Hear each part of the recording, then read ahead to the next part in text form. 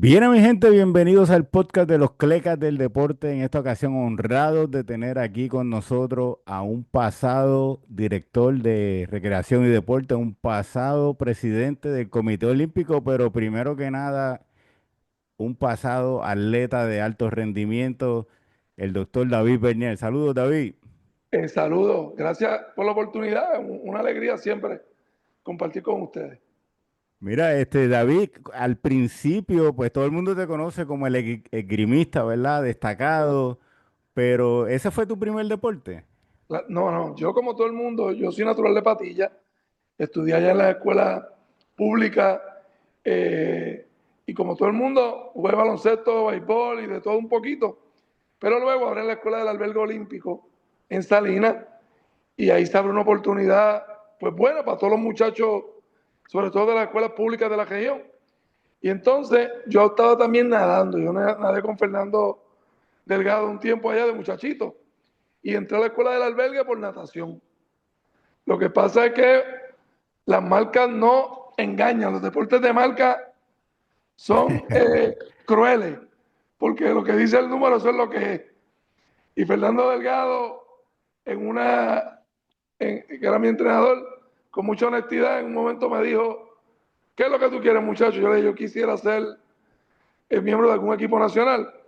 Me dice, pues te voy a ayudar, vamos a cambiarte de deporte. Y entonces ahí es que comienza en el albergue olímpico y me ponen a rotar por todos los deportes. Y donde encontré mi mayor afinidad fue en la esgrima. Y la verdad que fue la mejor decisión porque en natación, aunque le daba duro, entrenaba duro, cuando tocaba la pared lo hacía 20 lugares después No es de los fácil, no es fácil. Esos deportes en el uso del cuerpo, ¿verdad? No hay tanta estrategia. Hay estrategia, pero no es tanta como capacidad atlética, genética, talento, ¿verdad? No es fácil. a una edad muy temprana. Sí, sí, no. Y bueno por ese coach que fue honesto con ustedes de temprano, ¿verdad? Muy honesto. Sí. Y la medalla panamericana que logramos en equipo se la debemos a él porque me sacó de natación. Mire, pero la esgrima tiene su dificultad también, ¿verdad? Es un Sí, deporte que no puedes echarle la culpa al coach, a tus compañeros, te enfrenta desde temprano a la derrota y que tú eres responsable por esa derrota, ¿verdad? como ¿Cómo te desarrolló la esgrima como persona, aparte de como deportista? mira, pues los deportes de combate tienen los mismos principios todos. La lucha, el judo, el taekwondo, el boxeo. Son deportes que combinan lo técnico, lo táctico y lo físico. Y obviamente con mucho componente emocional envuelto. Así que son un laboratorio de vida. Usted tiene que tomar decisiones, tiene que practicar eh, mucho el aspecto físico y combinarlo con el técnico y el táctico. Y la vida es igual. La vida no es distinta. Usted tiene que estar saludable, aprender a hacer un oficio, aprender una profesión desde el punto de vista profesional y técnico, pero también saber cómo hacer las cosas y en qué momento. Así que los deportes de combate, el deporte en general, pero muy en particular los deportes de combate, te enseñan para la vida. ¿Qué era más difícil, David? ¿Perder por 10 puntos o perder por un punto? ¿Qué era más difícil para ti? Bueno, en el momento a lo mejor uno sufría más, de forma inmediata, cuando se te escapaba una victoria por un puntito. Pero luego, cuando la mente se enfría, pues uno cuando dio la batalla hasta el final, pues tiene la satisfacción de que vendió cara a la derrota. Así que siempre coger una pelea es peor. Bueno, medalla de bronce en los centroamericanos del 98 en Venezuela, ¿verdad? ¿Cuál fue tu recuerdo más eh, grato, ¿verdad? ¿Cuál fue, no más grato, el más impactante para ti dentro de esa competencia, ¿verdad? ¿Qué fue lo más que te acuerdas hoy Mira, en día? yo no lo recuerdo, ¿verdad? Porque fueron muchos momentos. Eh, pero sin duda, esas victorias, uno le igual, ese momento, eh, lo que te viene a la mente en deportes que son deportes no tradicionales, donde las gradas no siempre tienen el mismo volumen de fanáticos que un deporte de conjunto como el baloncesto, es una satisfacción muy personal, porque uno sabe que hay un país que lo valora y que cuando las noticias llegan se sienten orgullosos, pero en ese momento muchas veces uno está con su entrenador y con un grupo reducido. Por lo tanto, la satisfacción es muy personal. De un sacrificio de vida, uno dedica los mejores años de la vida a entrenarse, a prepararse para lograr el máximo de tu nivel competitivo.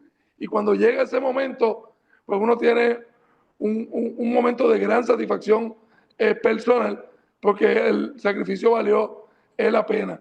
Y obviamente, pues eso fue escalando poco a poco hasta llegar a los Juegos Panamericanos en el 2003, donde logramos una histórica medalla en equipo, en espada, fue la primera en la historia por un equipo de grima, junto a mi hermano Víctor y los hermanos Peña. Y esto sí fue un momento donde ya el país completo tenía los ojos puestos en este grupo de grima, y fue un momento muy especial el haberlo logrado junto a mi hermano Víctor y también a los hermanos Peña y Gilberto, que se convierten en familia. Pues fue un momento muy especial. Hubo un autor latinoamericano que dijo, cuando niño tuve que interrumpir mi educación para ir a la escuela. Gabriel García Márquez. Aunque no estamos hablando de un genio. Él dijo eso en Vivir para Contar, creo que es el libro. Y tú tuviste que estudiar para dentista mientras estás haciendo tu carrera de esgrima, ¿verdad? ¿Cuán difícil era eso? Era muy difícil, incluso tuve que interrumpir en un momento dado, ¿verdad? Porque yo comencé desde el octavo grado a vivir en la escuela de albergue. Bueno, vivíamos allí y yo vivía y entrenaba, y a la vez siempre tuve claro que mi aspiración era formarme académicamente para poder tener una profesión. Así que hacía las dos cosas con igual sentido de responsabilidad.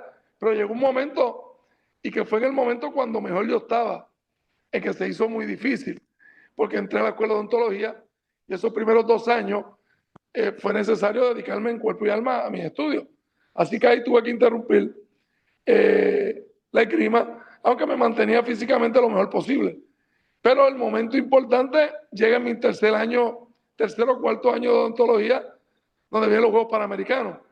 Y hacía falta, ¿verdad?, esa tercera espada para reforzar. Víctor y Jonathan mantenían su nivel y yo tuve que ir como tercera espada, habiendo interrumpido mi preparación por 2 años. Así que tuve que darle bien duro ese año y medio, y fue un momento duro porque tuve que combinar las dos cosas para tratar de hacer las dos con excelencia, y a Dios gracias se logró. Eso es un ejemplo, ¿verdad? Para los jóvenes que se puede, ¿verdad? No es fácil, requiere mucho sacrificio y mucha dedicación, pero todo está en qué metas tiene cada individuo, ¿no? Y el valor que da tu tiempo, porque se podían hacer esas dos cosas, pero no más ninguna. No, no Sí, podía haber sí. ninguna otra actividad que le colocara peso a esas dos. Así que el enfoque era totalmente en esas dos, que eran duras las dos, para poder lograr ambas cosas. Eran mis sueños. Y el sacrificio pues fue gigante, pero se logró. Y ahí estuvieron los resultados, ¿no? Y ahí culminó mi carrera deportiva en el 2003, y comencé pues la otra etapa como ejecutivo deportivo y como servidor público. Bueno, en esa etapa, ¿verdad? Pasas primero a ser director de recreación y deporte, luego presidente del Comité Olímpico. Eh, ¿cómo te viste del otro lado con la asignación de fondos cuando tú ves que la gente quiere todos los fondos para baloncesto, todos los fondos para esto, y los deportes, por ejemplo, el que tú vienes, esgrima, estos deportes menos conocidos, levantamiento de pesas, no tienen, no tienes el dinero que tú quisieras darle, que tal vez merecían, ¿verdad? Porque estos otros deportes se llevan la tajada grande. Fue una ventaja venir de adentro, ¿verdad? Del movimiento olímpico, porque yo tuve más de una década siendo atleta, siendo presidente de la Asociación de Atletas de Alto Rendimiento, que también yo representaba a los atletas en el Comité Olímpico y en otras juntas. Así que conocía de primera mano las necesidades, la idiosincrasia, conocía por nombre y apellido en aquel momento a todos los atletas, a todos los entrenadores, porque venía de allí. Así que cuando comencé a elaborar los programas y a establecer las prioridades, pues lo hacía desde el conocimiento y desde la fuerza moral que me daba el haber venido de las entrañas del movimiento olímpico. Así que siempre es difícil tomar decisiones porque hay que tomarlas. Y no siempre se satisface a todo el mundo, pero todas mis decisiones las hice siempre bajo mi mejor criterio, la buena fe y el convencimiento de que estaba llevando el deporte por la ruta correcta. Uno toma las decisiones con lo que uno sabe en ese momento, ¿verdad? No puede, pero ¿hay alguna que tú harías diferente después de haber visto otras cosas corriendo? ¿Hubo alguna que se te queda en la mente como que, oye, esto lo pude haber hecho diferente? Por supuesto, y no una. Siempre cuando uno mira en retrospectiva, pues uno identifica algunas que, caramba, aquí hubiese sido mejor por esta ruta.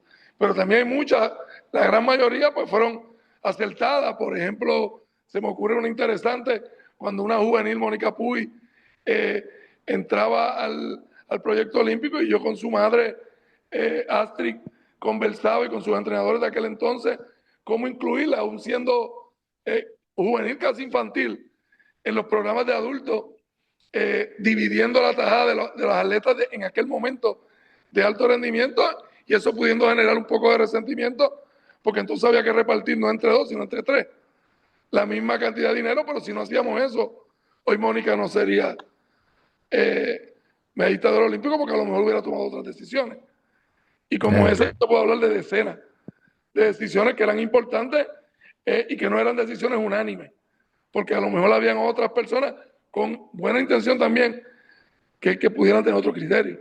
Pero al líder le toca tomar las decisiones y responsabilizarse por ellas. Cuál es la frustración más grande de cosas que el público no conoce, ¿verdad? Que reaccionan de cierta manera porque no conocen. ¿Cuál es la más frustrante para ti en Mira, cuanto a decisiones que tú tomabas que hacían sentido si todo el mundo supiera todos los detalles, pero la gente no conoce todos los detalles? y en aquel entonces, hoy las redes sociales permiten una interacción más directa con el público y uno poderle explicar de manera más directa. En aquel momento todavía las redes sociales no tenían la amplitud que tienen hoy, estaban comenzando. Y evidentemente, pues, era en un país como el nuestro que le encanta el deporte y que todo el mundo sabe un poquito, ¿verdad? Porque aquí hay coaches de baloncesto y béisbol en cada esquina, con un conocimiento general, o sea que parte de lo que dicen lo dicen con algún conocimiento, pero al no tener todos los detalles, pues pueden plantear, por ejemplo, una excelente idea que pareciera tener sentido, pero que cuesta 5 millones de dólares y tú tienes 50,000. Sí. Entonces, todo el sentido que tiene esa idea, que yo también lo evalué, yo quisiera hacerlo, eh, pues se cae cuando los recursos que tenemos no es que sea la mitad, es que es 10% de lo que hace falta y con este 10% hay que elaborar una idea que sea lo más efectiva posible y que se va a alejar de ese pensamiento ideal que a lo mejor tienen los fanáticos del deporte. Y te tocan, como esa no toma luna, muchas decisiones. Y apostar a que va a ocurrir lo mejor. Y si no ocurre, pues entonces dar la cara y responsabilizarte ante el pueblo.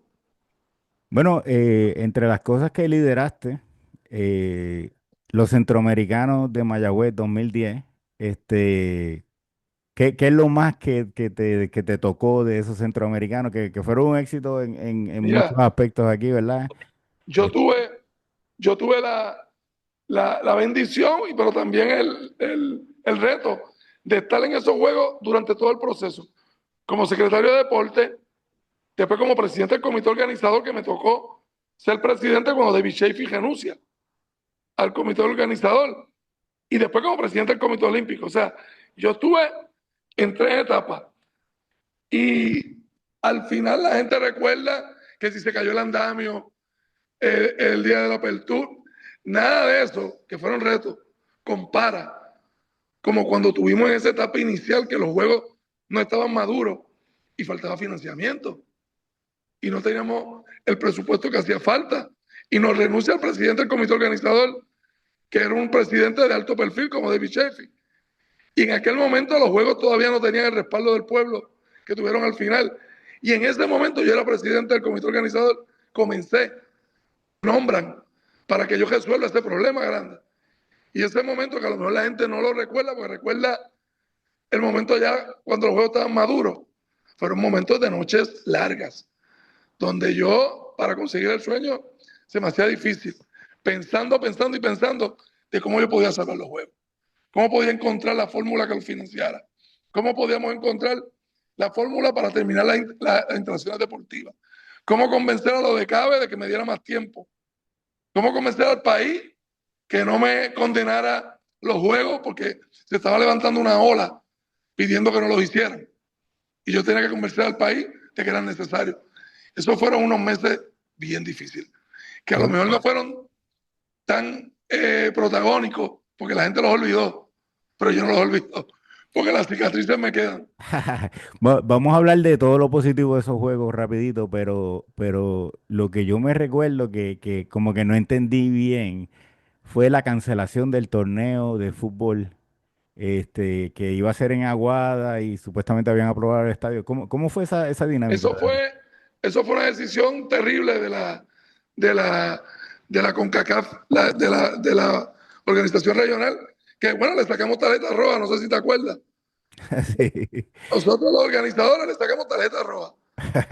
Sí. En aquel momento quien dirigía el organismo regional se equivocó por razones que yo nunca supe, tomó una decisión equivocada en contra de celebrar el fútbol en Puerto Rico, alegando que las instalaciones no tenían las especificaciones. Y bueno, pues para mí fueron caprichosas y lo dije públicamente. El tiempo nos dio la razón porque ese director después no le fue muy bien. O tuvo otros problemas que a lo mejor hablaron de forma elocuente de las razones por las que no quiso celebrar eso en Puerto Rico. Bueno, Mónica Puig gana esos centroamericanos. Coulson corre en Mayagüez y ganó medalla de plata. El voleibol, Piqui Soto lo entrevistamos hace unos días y nos dijo, mira, ese juego está entre mis mejores dos experiencias profesionales y él ha tenido una carrera en múltiples países. O sea que ese juego de voleibol en esos centroamericanos fue algo épico, ¿verdad? Esto Baloncesto, femenino baloncesto femenino. empezó ese proyecto que hoy lo vemos maduro, empezó casi la mayoría de los proyectos que maduraron comenzaron en Mayagüez 2010.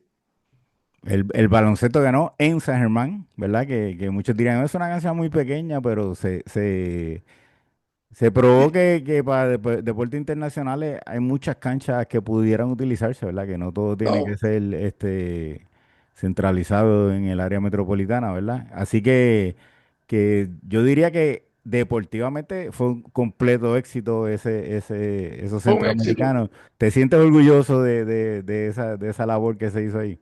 Muy orgulloso porque fue el comienzo de un proyecto que culmina luego deportivamente con las medallas olímpicas de Coulson y de Jaime Espinal en Londres. Y cuando yo comienzo como presidente del Comité Olímpico, llevamos 12 años fuera del podio olímpico y uno de mis planteamientos era que íbamos a regresar a ese podio. Y se crearon todas unas estructuras deportivas de mucha formalidad, de mucho criterio, que han permitido a partir de ese momento que Puerto Rico siga el proyecto de tenis de mesa. Ahí coge su fuerza y su madurez. Eh, y sin duda, sin Mayagüez 2010, sin aquello que logramos juntos y con el respaldo del país, no hubiéramos logrado todas las otras conquistas que hemos estado celebrando por los pasados ciclos olímpicos. Fue el comienzo de algo importante. David, no mucha gente sigue deportes como la esgrima. ¿Cuál es el estado de la esgrima hoy en día? No, pues la esgrima, como todo deporte no tradicional, pues tiene sus altas y sus bajas. Hay un grupo trabajando con ellos que está teniendo buenos resultados, buenos atletas juveniles, y yo espero que en este próximo ciclo olímpico se escuchen cosas buenas de la esgrima. Pero tienen un grupo bueno, de edad joven y un equipo técnico también bien comprometido. Yo tengo mucha esperanza que esta nueva cepa traiga buenos resultados. Para esos jovencitos que dicen, oye, a mí me pasa eso, yo quería coger y no hago los tiempos, déjame moverme para la esgrima. ¿Tienen que aprender francés para poder hacer esgrima? No, no tienen que aprender porque las poquitas palabras que Prea lee, eh, pues uno las entiende porque Entonces, acuérdate que el deporte es un lenguaje universal. Entonces, cuando tú sí. aprendes un deporte, no importa dónde vayas, además que aprendes un poquito el idioma, pero es un lenguaje es universal y uno lo entiende sin problema.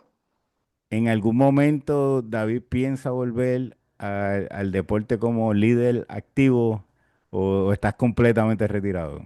Estoy completamente retirado, es de posiciones ejecutivas, pero eso no significa que yo no me haya mantenido colaborando con el deporte. Por ejemplo, ahora mismo estoy con las Olimpiadas Especiales organizando el Mundial 3x3, que es en diciembre, y soy parte del comité organizador, le estoy dando la mano. Siempre que Sara quiere alguna consulta o me da una llamadita y yo siempre respondo, siempre que un líder federativo entiende que soy bueno para algo, de la misma forma lo hace y sabe que yo siempre estoy disponible. No me vislumbro ocupando un puesto ejecutivo ni de liderato en esta etapa de mi vida, pero sí estoy disponible y si se forma alguna crisis, algún problema en alguna federación, en alguna liga importante y ellos entienden que yo puedo colaborar y me convocan, yo siempre voy a estar ahí, como siempre he estado.